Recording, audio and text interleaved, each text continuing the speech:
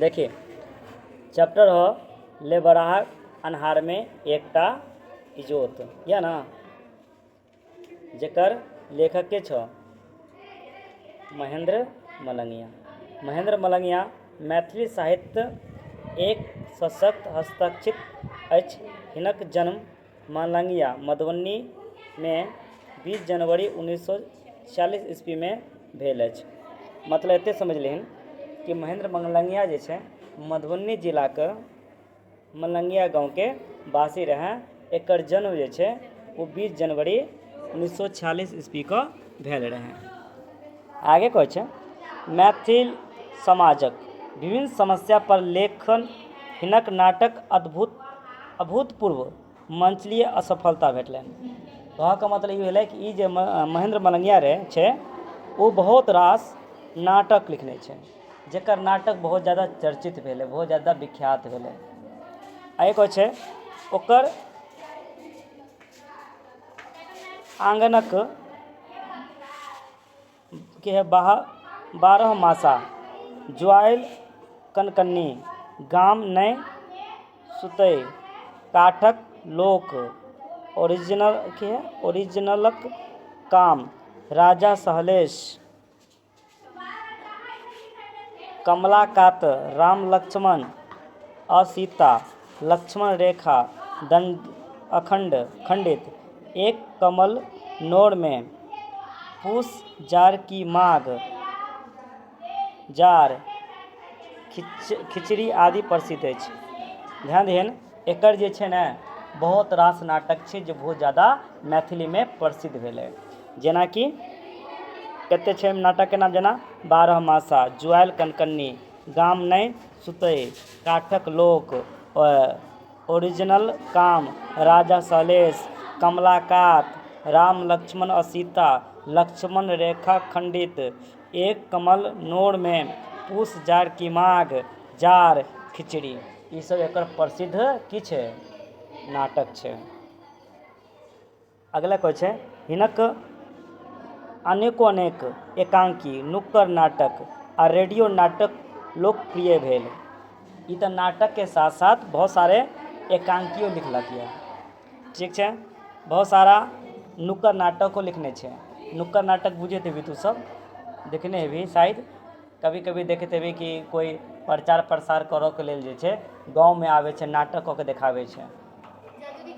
जादू नहीं होइ छै, अलग होइ छै उ मतलब ओकर टीम होइ छै, ठीक है। गाँव में कोई जैसे विवाह दहेज प्रथा भेलो तो दहेज प्रथा में एक दहेज प्रथा के की समस्या छै ओहि समस्या के आसानी से उ जेना मूवी सब में नहीं चलैत रहे छै कऽ के देखाबैत रहे छै, तेना उ कऽ के देखेतौ कि की समस्या होइ छै।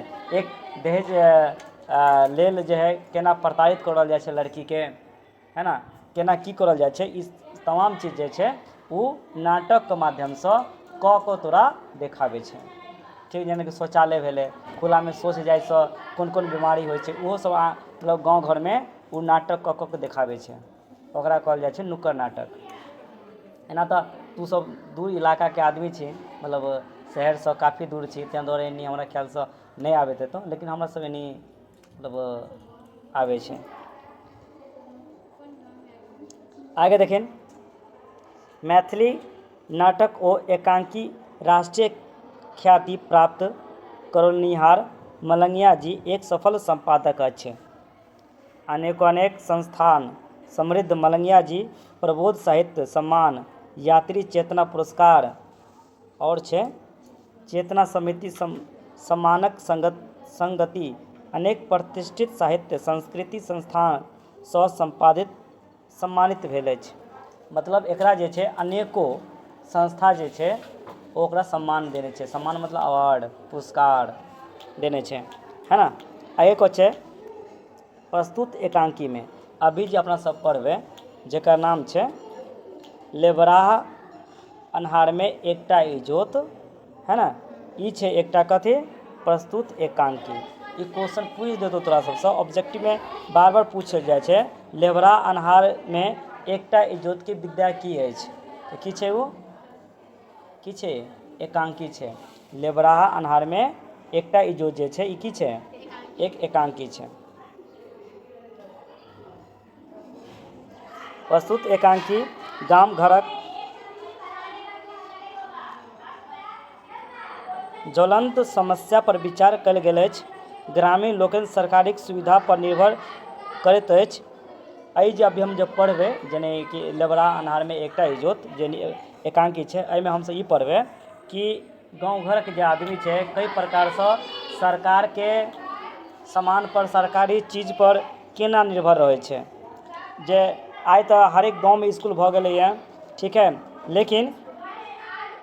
लेकिन पहिलेके समयमे बहुत रास एहन गाँव रहै जहाँ पर इसकुल नहि होइत रहै।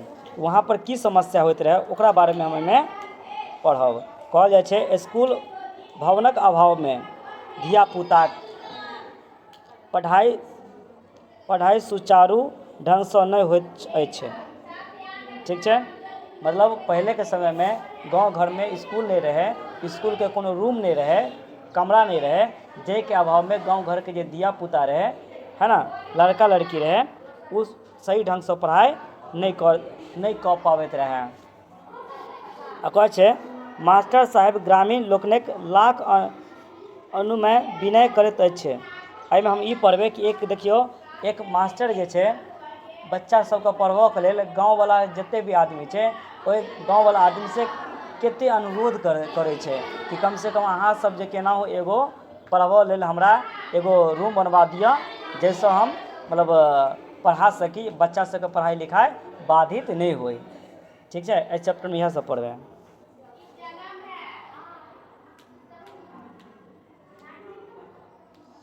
मुदा हुनका सफलता नहि भेटलनि। मतलब लाख प्रयास करलकैए, मतलब गाँव घरके आदमीके लाख मनाबऽके कोशिश करलाके बादो इस मास्टरके द्वारा जे छै, मतलब मास्टर जे छै लाख प्रयास करलक यऽ, ठीक छै, कि कोइ तरह जे छै गाँव घरके जे आदमी छै वो मानि जाए आ एगो कोनो केहनो इसकुल बना दिए या कोनो कमरा बना दिए ताकि हम सुचारू रूपसँ बच्चाके पढ़ा सकी। लेकिन एतेक प्रयास करलाके बावजूद भी एक मास्टरके कोइ सफलता नहि मिलै छै। एक गोटे अपन दरवाजा पर नैना सबके पढ़बाक किछु दिन लेल अनुमति दऽ दैत छै। देलनि मतलब गाँव घरके जे छै ने एकटा आदमी रहै, ठीक छै, एक गोटे जे छै अपना दरवाजा पर नैना मतलब यहाँ पर भेलै धियापुता, बच्चा, ठीक छै, नैना सबके पढ़बाके किछु दिन लेल अनुमति तऽ देलनि, मुदा ओ बादमे पाछू हटि गेला। मतलब एक आदमी रहै, सज्जन आदमी रहै गाँव घरका, ओ आदमी जे छै ठीक है कुछ दिन जे अपना दरवाजा पर बच्चा सबके पढ़बाबऽके लेल अनुमति दऽ दै छै, लेकिन कुछ दिनके बाद ओ अपना बातसँ पीछा हटि जाइ छै। ठीक छै, ओहो कहि दै छै कि आब हम अहाँके हम अपना दरवाजा पर नहि पढ़बऽ देब। ठीक छै, पाछू हटि जाइ छै। लेबरा अन्हार एकटा इजोत भेल। इएह एकांकी अर्थ अछि। मतलब एहि कहानीमे, एहि एकांकीमे हमसब इएह पढ़बै। ठीक छै, अगला देखिए की कहै छै, लेबरा अन्हार एकटा इजोत। ध्यान दिहिन, लेबरा अन्हारेमे एकटा इजोत। एहिमे पात्र के छै से देखिए मास्टर, किछु छात्र सब, किछु ग्रामीण, किछु छात्र किछु ग्रामीण। मतलब ई समझलिए कि ई जेनाकि कोइ फिल्म चलै छै, फिल्ममे कोइ एक्टर होइ छै ने, कोइ हीरो होइ छै, कोइ हीरोइन होइ छै, कोइ ओहिमे विलनके रूपमे रहै छै, है ना, कोइ ओकर मतलब माता पिताके रोलमे रहै छै, यानी कि अनेको प्रकारके एक्टर सब मिल करके फिल्म बनबै छै। ठीक इसी प्रकारसँ एहिमे जे हम पढ़बै लेबरा अन्हारमे एकटा इजोत, ओहिमे जे रोलमे छै ओ 3-4टा आदमी जे छै एकांकीके रोलमे छै। के छै, एकटा मास्टर छै रोलमे, किछु विद्यार्थी छै आ किछु ग्रामीण छै। ठीक छै, कहै मंच अंग्रेजीक 6 अक्षरमे बाँटल, ओहि पर निम्नलिखित दृश्य बनवाला। आगे की कहै छै बीचवला भागमे दृश्य एकटा गाछ। ध्यान दियौ, ई कोइ भी फिल्म अगर देखैत हेबै तऽ पता हेतौ तोरा सबके कि या तो कोनो फिल्म जे शुरुआत होइ छै या तो कोनो उगता हुआ सूरज देखाबै छै, या डूबता या तो डूबता हुआ सूरज दिखाई देतो, या कोनो एकदम शांत स्वभाव के घर दिखाई देतो, ठीक है, या कोनो पेड़ से शुरू होइ छै, कोनो या तो पेड़ के ऊपर से नीचा तक देखेतो, है ना। ठीक इसी प्रकार से ई फिल्म के शुरुआत हो छै, यानी कि ए एकांकी के शुरुआत हो छै केकर, लेबरा अन्हार में एकटा इजोत कहै छै। एकर शुरुआत कतऽ से होइ छै, एक दृश्य एकटा गाछ से, ओकर नीचे साफ सुथरा, ओहि गाछ के नीचा की है, साफ सुथरा अछि, गाछक जड़ि से किछु हटि कऽ एकटा बालीवाला कुर्सी राखल, यानी कहऽ के मतलब कि ओहि गाछ से कुछ देर दूरी पर हटि कऽ एगो कुर्सी राखल छै। वो कुर्सी केहन छै, एक बाँह वाला, मतलब कुर्सी में जेना होइ छै ने, जेनाकि अगर लकड़ी के अगर कुर्सी हो तो दूगो हाथ राखे लेल होइ छै ने, ओहि के एक साइड जे हाथ राखे वाला छै वो टूटल छै, ठीक छै, एक बाँह वाला कुर्सी छै। आगे गाछ तथा कुर्सी से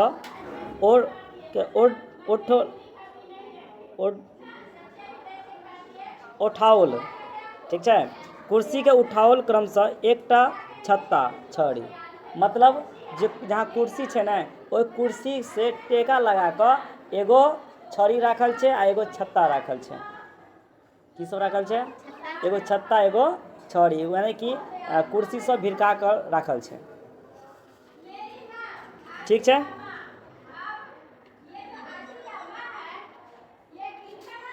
कहै छै कुर्सी कात में राखल 3टा रजिस्टर, कुर्सी जे छै ने, कुर्सी के कात में कथी राखल छै, 3टा रजिस्टर छै, 3 पाती में छात्र छोट छोट बोरा सब ओछायल अछि, 3 पाती मतलब होइ छै लाइन, ठीक छै, कहा के मतलब बच्चा के बैठक के लेल जे 3 लाइन में बोरा बिछाल छै, मतलब आगे में एक कुर्सी राखल छै, मतलब कुर्सी राखल छै, कुर्सी के ठीक सामने में जे छै 3 गो लाइन में बोरा बिछाल छै विद्यार्थी का बैठक के लेल, ठीक छै। पहिल पातीक बोराक अग्रिम भाग पर किताब तथा कॉपी, मतलब बोरा जे राखल छै ना आगे, बोरा के अगला जो भाग छै, ओहि अगला भाग पर कुछ किताब राखल छै, कुछ कॉपी राखल छै, ठीक छै। एम्हर दुनू पातीक बोराक अग्रिम भाग पर स्लेट कॉपी किताब राखल छै, मतलब पहला जे पाती छै, पहला लाइन जे छै, ओहि लाइन पर कुछ किताब आ कॉपी राखल छै, आ शेष जे दूगो पाती बच जाइ छै, ओहि पाती पर स्लेट राखल छै और कुछ कॉपी किताब रखल छै, ठीक छै। एक कातक भाग में दृश्य 2, एकटा छोट छीन दलान, मतलब ई देखी कि जहाँ पर ई सब बैठल छै, जेनाकि पीछे में छै तोरा गाछ के पास छै कुर्सी, कुर्सी के सामने में छै विद्यार्थी सब के लिए बैठल लेल बोरा झोरा, है ना। आ ओहि के ठीक एक साइड जे छै, ठीक छै, एगो दलान छै, दलान भवन छै, एगो ठहरे लेल न होइ छै, भवन छै, एकटा दलान छै, ओहि में एकटा चौकी तथा आर्म बेंच छै, ध्यान दियन, ओहि दलान में दूगो चीज राखल छै, कथी सब, एगो चौकी एगो आर्म बेंच राखल छै। दलाने के एक कोने में किछु घास पात, दलान के एक कोन में कथी राखल छै, घास पात, ठीक छै। आगे की कहै छै, चौकी पर अछाउन तथा गेरुआ मोड़ल राखल अछि, है ना, जे और जे चौकी राखल छै दलान में, ओहि दलान पर की सब राखल छै, कुछ ओछाउन मतलब बिस्तर, है ना, आ कुछ गेरुआ राखल गेल अछि, होइ छै कुछ मतलब नहीं होइ छै, गोसाई उसाई पर जे, है ना, वो सब कुछ राखल छै। दूसरा कातक भाग, यानी कि जत्ता जे विद्यार्थी बैठल छै, मास्टर सब बैठल छै, एहि के दाहिना साइड जे कथी रहे, एगो दलान रहे, दलान के कोना में कुछ घास राखे रहे, और एगो चौकी एगो आर्म बेंच रहे, जो चौकी रहे ओहि चौकी पर की राखे रहे, और गेरुआ और ओछाउन राखे, ओछाउन मतलब बिस्तर राखे रहे। दोसर कात, अब देखी ओहि के दोसर कात की छै, एकटा घरक बारी दुआरी जे चाहक दोकानक रूप में व्यवहार कयल जाय, यानी कि वह एक साइड रहे तो कह सकै छी दलान, आ ओहि के दोसर साइड रहे एगो घर, एना लागैत रहे कि उ चाय के दुकान छै, ठीक छै। आगे की कहै छै, कोयलाक चूल्ही पर दूटा चाहक केतली, केतली बुझै छी ना, चाहके दोकान पर, ठीक छै, कोयला के चूल्ही रहे, ओहि कोयला के चूल्ही के आसपास जे दूगो की रहे, चाहक केतली राखल रहे, ठीक है। दूधक स्पेन चढ़ल, आ दूध के स्पेन जे चाय बनबऽ लेल, ठीक छै, चाय बनबऽ लेल जे छै स्पेन चढ़ल रहे, कथी पर, आँखि पर जे छै चढ़ल रहे। एकटा तख्ताक एकटा मचान बनाओल, ओहिके आसपास तख्ता के की बनल रहे, मचान, यानी कि ग्राहक के बैठल लेल, चाय पिए वाला आदमी के लेल बैठक लेल जे एकटा मचान बनल रहे। ओहि पर 7-8 टा शीशाक छोटका गिलास, होइ ने छै छोटको गिलास उलास राखे एगो मचान बनल रहे, ओहिमे 7-8 टा की राखल रहे, गिलास राखल रहे। चीनीक डिब्बा, चाहक डिब्बा, ओहि पर की राखल रहे, चीनी के डिब्बा और चाहक के डिब्बा, चाहक मतलब चाय पत्ती के डिब्बा, चाहक छन्नी राखल अछि। एकटा टेबुल पर दूटा बोयाम बिस्कुट, दुकान से बढ़िया, हाँ दुकान के बात बता रहल छै कि ओतऽ पे एगो टेबुल राखल छै, और टेबुल पर दूटा जे छै बिस्कुट के बोयाम राखल छै, तथा पानक रसम जाब सब राखल, यानी पानो खाए के व्यवस्था रहे। आगे को छै, द्वारिक नीचा में दूटा बेंच तथा दूटा पुरान कुर्सी राखल छै, ध्यान दिली, यानी कि एक साइड रहे दलान और दोसर साइड रहे चाय के दुकान। जे चाय के दुकान के रहे, चाय के दुकान घर जाकर रहे, लेकिन आगे में, ठीक छै, एगो कह सकै छी कि कोयला के चूल्हा रहे, कोयला के चूल्हा पर दूगो जे छै केतली राखल रहे, आ एगो जे छै स्पिन रहे जे आँखि पर चलल रहे, यानी कि चूल्हा पर चढ़ल रहे, है ना। वही के आसपास जे छै 7-8 टा गिलास राखल रहे, और चाय पत्ती के डब्बा रखा रहे, चीनी के डिब्बा रखा रहे, है ना। आई के बाद एगो टेबुल रहे, टेबुल पर दो बयाम बिस्कुट के रखल रहे, ठीक छै। और एक नीचा वाला भाग में जे छै दूगो कुर्सी आ दूगो बेंच रखल रहे ग्राहक के बैठक के लेल। आगे पात्रक प्रथम स्थिति पहले दृश्य पर देखिए, अब यहाँ से शुरू हेतै। मास्टर साहब कुर्सी पर आ छात्र सब बोरा पर बैसल अछि। अब ध्यान दी, मास्टर साहब कतऽ बैठल है, कुर्सी पर, और बच्चा सब छै बैठल बोरा पर बैसल अछि। किछु छात्रक आगू में किताब, कॉपी, स्लेट छै, मतलब विद्यार्थी सबके जो बोरा के अगली भाग छै ओहि पर की राखल छै, किताब, कॉपी, स्लेट राखल छै। अब ध्यान दिए, प्रकाशक स्थिति, मात्र दृश्य 1 अलोकित होइत, दृश्य 2 आ 3 पर अन्हार। पर्दा हटैत अछि, पर्दा हटे, अब कभी अथी जे छै एकांकी शुरू होइ छै ओतऽ से। मास्टर की कहै छै से देखिए, निचला रजिस्टर उठा कऽ, नीचा से रजिस्टर उठाबै छै और कहै छै, आब वर्ग 3क विद्यार्थी सब हाजिरी बजे जाइजो।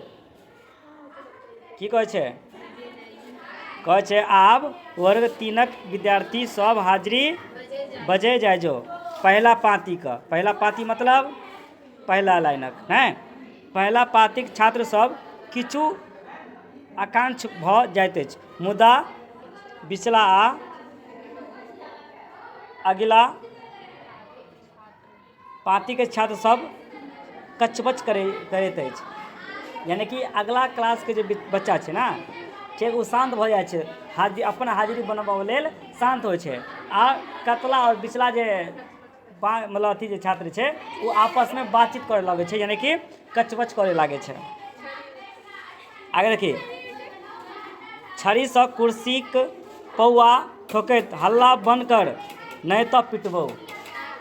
की कहै छै मास्टर, हल्ला बंद कर नहीं तो पिटबौ। सब छात्र शांत भऽ जाइत अछि। रजिस्टर उघारि कऽ हाजिरी लेल, रोल नंबर 1 छात्र 1, मास्टर साहब ओ नहीं आयल। ठीक है।